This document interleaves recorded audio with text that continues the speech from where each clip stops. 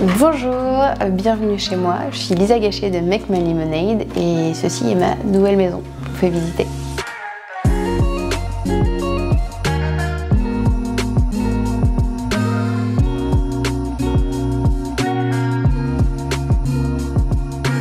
Ici on est dans notre appartement, on est dans le 10e arrondissement de Paris et c'est l'appartement dans lequel je vis avec mon amoureux et mes 2 enfants. C'est un appartement de location, donc il n'y a pas eu de grosses œuvres mais uniquement de la décoration. L'idée c'était de se le réapproprier et j'ai envie de m'amuser. Tous les appartements dans lesquels j'ai vécu, et j'en ai eu beaucoup, j'ai toujours pris la liberté de réaménager, on va dire, mettre du papier peint ou de la couleur, et souvent on me dit mais est-ce que tu as le droit ? Je pars du principe que je vais y vivre 365 jours dans l'année et j'ai envie que ça me ressemble, donc je peins et quand je pars, je repeindrai en blanc.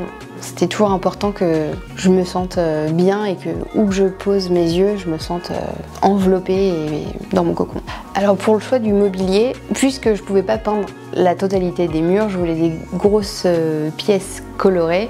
Donc par exemple les rideaux, c'est des grosses taches roses, une grosse bibliothèque jaune. Enfin voilà, j'ai essayé de jouer sur les textures, parce que là on a la texture en dur avec le jaune, on a le mur qui est vert, mais on a du textile pour la gros aplat rose. Et ensuite le tapis, c'est du lilas qui reste dans les teintes, on va dire, rosées.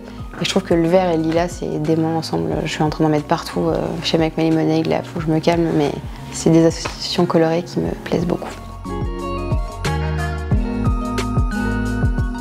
L'atmosphère dans ce nouvel appartement est très colorée, joyeux. J'avais envie qu'on se sente, on va dire, soit vraiment un cocon coloré.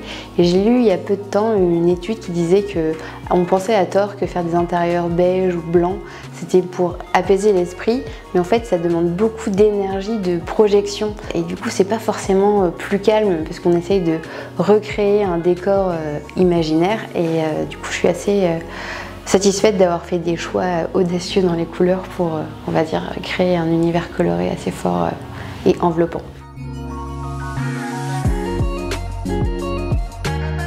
Donc là, on est dans la plus grande chambre de l'appartement qui est la nôtre. Quand on est arrivé dans cet appartement, il y avait le lit, les caissons Pax qui étaient nus, enfin juste les boîtes.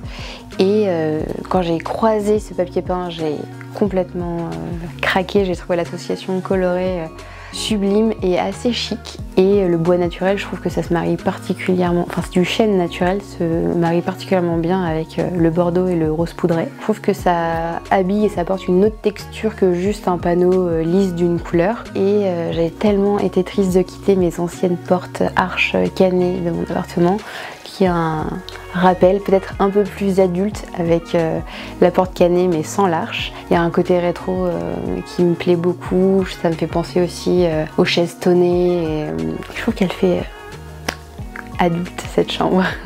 Pour, on va dire, compléter le dressing, parce qu'il nous manquait des rangements, j'avais envie de faire une sorte d'arche inversée. Enfin, j'avais très envie qu'il y ait un banc et je me suis dit que pour habiller ce banc, ça serait cool qu'il y ait 2 autres tours Pax. Et je trouve que c'était plutôt chouette que les 2 murs avec du papier peint se répondent, qu'on n'est pas obligé de mettre la surface sur tout le mur, mais juste d'habiller l'intérieur, on va dire, des 2 tours.